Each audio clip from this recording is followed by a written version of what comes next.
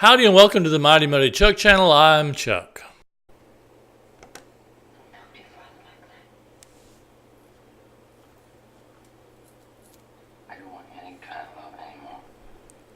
According to the National Enquirer, James Dean did not die in 1955, but he lived almost another 7 years in a secret studio-owned bungalow because he was so badly injured and they was afraid it was going to hurt the release of the next movies. And he was really in bad shape. So it wasn't like he was going to be able to do promotions or anything for the movies. So they figured, no, we can just say he died in the car crash, and that'll get a lot of people out to see the movies anyway. So that should work. And supposedly, according to the National Enquirer, let me pull up another. They said that his mangled body was swapped with that of a U.S. Army soldier who died in a car accident from the same injuries on the same weekend in the same town. Unbelievable.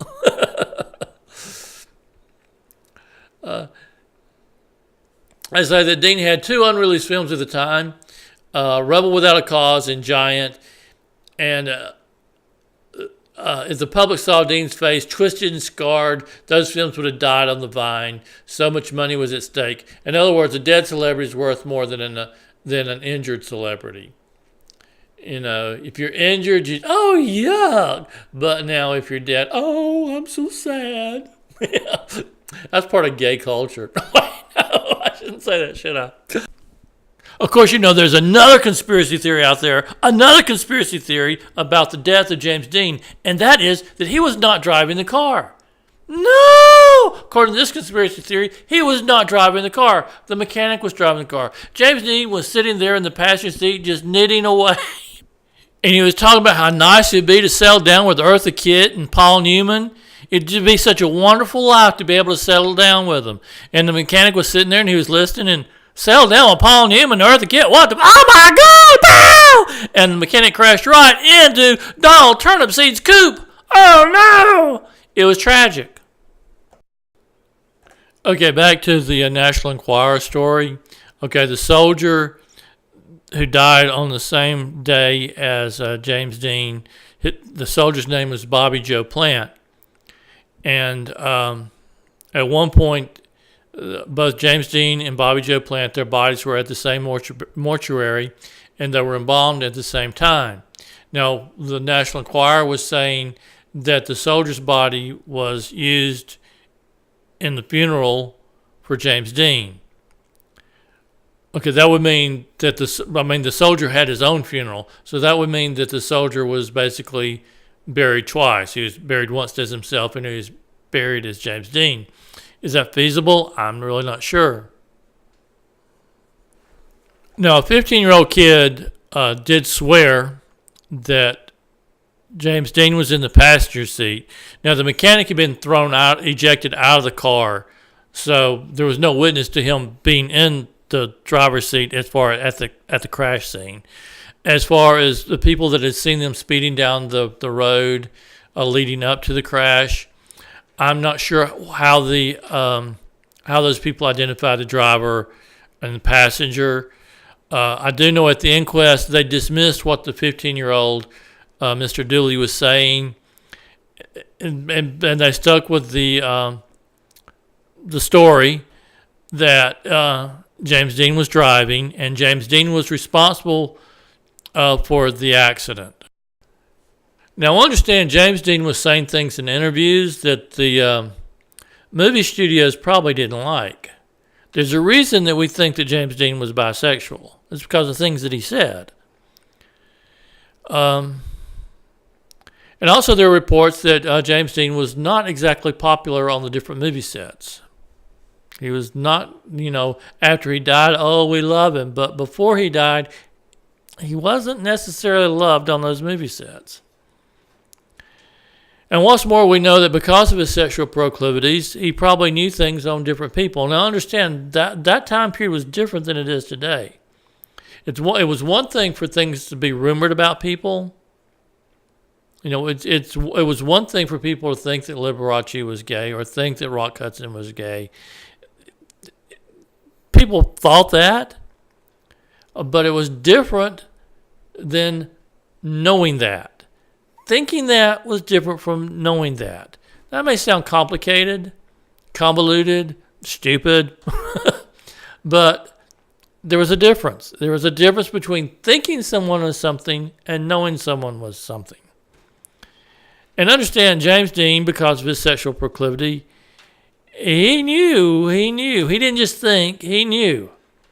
And he had loose lips at different interviews. He had lots to say at some of those interviews. Not all of it was published, I would guess. So James Dean was a threat. And understand, at this point, James Dean was not the popular icon he became, in part because of his death. Some people in the different movie studios,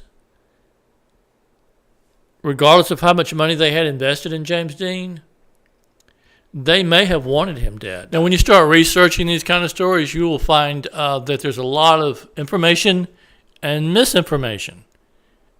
Sometimes the misinformation may be as revealing as the information.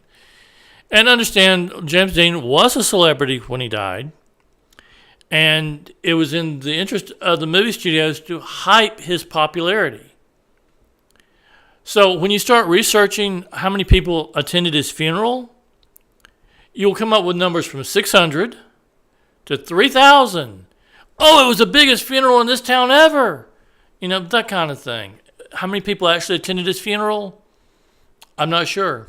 I don't know. Now, as many business people know, success helps build success. Success helps to build success. If you feel like a failure, if you act like a failure, if you allow yourself to be portrayed as a failure, it makes success that much more difficult for you. If you're successful, if you have a history of being successful, it makes your next project more likely to be successful. Success feeds success. Failure feeds failure. And, of course, the movie studios know that very well. And so it's hard to say exactly the degree that James Dean was the product of the Hollywood machine telling lies and the degree it was a product of a natural success story. But one thing is certain, it's easier to build a cult icon who no longer exists and therefore can't contradict what you're saying than it is to create a cult icon who's still living and fucking up and blabbering all over the place. It's easier to create a cult figure out of a dead person than a living person. A dead person, they're beyond screwing up. And people naturally want to think well of the dead. And, of course, Hollywood has the ability to feed into that and to build into that and to create something out of that. On the other hand, with their living actors, you know, they have to deal with what they have to deal with. And sometimes it's amazing how well they can succeed with those living actors who are constantly walking around fucking up. They do it. I mean, the Hollywood machine, even today, I mean, it's different today, obviously, than it was in the old days. But even today, that machine, that PR, that public relations, the things they can do to create a silk purse out of a sow's ear, it's amazing. It truly is. Now, as I said, we don't really know for sure how big James Dean's funeral was. We don't really know for certain who was driving, although the inquest ruled that James Dean was driving. And there's something else. We don't really know exactly when he died, because that's even in contradiction. One of the people on the scene said that James Dean died in his arms. And as National Enquirer story pointed out, someone else on the scene, or actually I think it was two police officers, though I'm wrong, I apologize. I think it was two police officers on the scene, said that James Dean was still alive when they got there and that they could hear him gasping for air. So there's a contradiction. One person on the scene said James Dean died in his arms fairly quickly after he was at the car, and then 2 police officers say he was gasping for air afterwards. So there's a contradiction there. But what the people did by saying that James Dean took his last breath after the accident, whether he died in the other guy's arms or whether he was still alive after the police officer got there, after the police officer had to drive 30 miles to get there. In other words, there had to been a time lag when the police officer got there and heard James Dean breathing hard, gasping for air. So, but what they both establish is that James Dean, if they're believable, is that James Dean was still alive shortly after the accident, and therefore was alive when the accident occurred. Now, if you read some of the stories on the trip that James Dean made before he died in the crash, they kind of go to the extreme to point out that the things that happened to James Dean while he was making his trip before the fatal accident. He received a speeding ticket. That establishes that James Dean was driving, at least when he got the ticket. And it establishes that James Dean was alive at that point. Then later on, there's a stop for gas. So there's witnesses there. They establish that James Dean is alive at that point. And then they established that James Dean stopped and got some snacks. And when the mechanic stopped and got some snacks, that establishes James Dean was alive at that point. And also this going down the list of things that happened, they kind of want to point out that, well, like with the speeding ticket, they kind of point out that James Dean was driving at that point. But now, was he still driving, or at these different stops, did they switch drivers? Did they switch it up? Did one drive for a while, then the other drive for a while, then the other drive for a while? So it kind of muddies the water a little bit there, because it's very common that when you have a pit stop, you'll swap drivers. Often you don't leave the same person driving the whole trip. So the National Enquirer story suggests that James Dean lived 7 years after people believe that he had died at the scene of the car crash. The National Enquirer story says that he actually survived the crash, but he was messed up really bad, and that he lived another 7 years. Is that possible? Probable? Or, just, I don't know. I really don't make a judgment on the National Enquirer story one way or the other. They've researched it. They make their case, and I guess it's a valid case. Is it possible that James Dean was murdered before the accident? Well, no one's actually made that claim. I just when I'm looking over the stuff and the part of my brain that likes to write detective stories, and also I used to like to watch Columbo and Murder, She Wrote, all that. So when I see the degree that they go to the length to try to point out that James Dean was alive shortly after the accident, then if something clicks in my head and says, okay, well, what if that's all bullshit and he was actually dead before the accident? What if he was murdered? That type of mystery story, kind of. But it's probably unlikely. I mean, it probably is. It's probably unlikely that he was dead at the time of the accident. Now, you may wonder what Rolf Wetherick, the mechanic, had to say about the accident. Well, he was in too bad a shape to testify at the inquest, and just as soon as he was well enough to travel, he got the heck out of Dodge. He went back to Germany, his native country.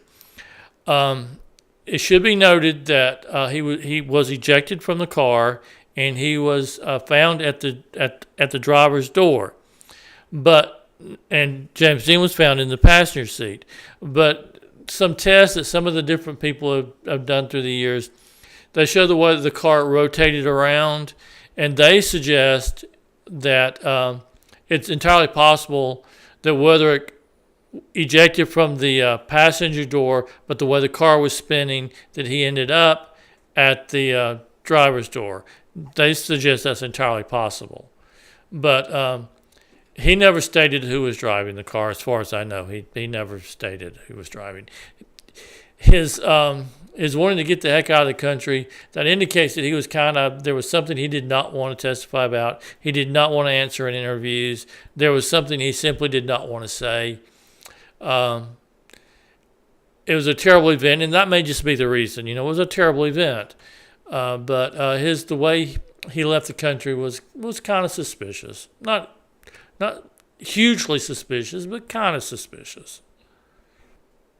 Now, another conspiracy theory is that James Dean and some of his friends practiced witchcraft, and that he had a falling out with a girl who was more serious on him than he was on her.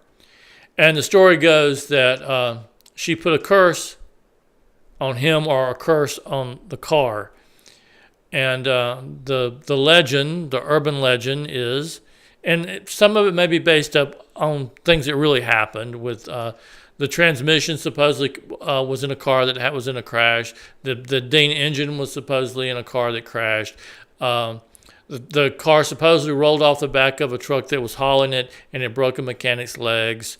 Some bad stuff is reported to have happened with a car. To the degree the legend is based on real stories or just based on people talking, I'm not sure. But anyway, that is one of the theories, that James Dean died because of a curse. The car was cursed, or he was cursed. And even after he died, the curse on him or the car, it continued. That's the story.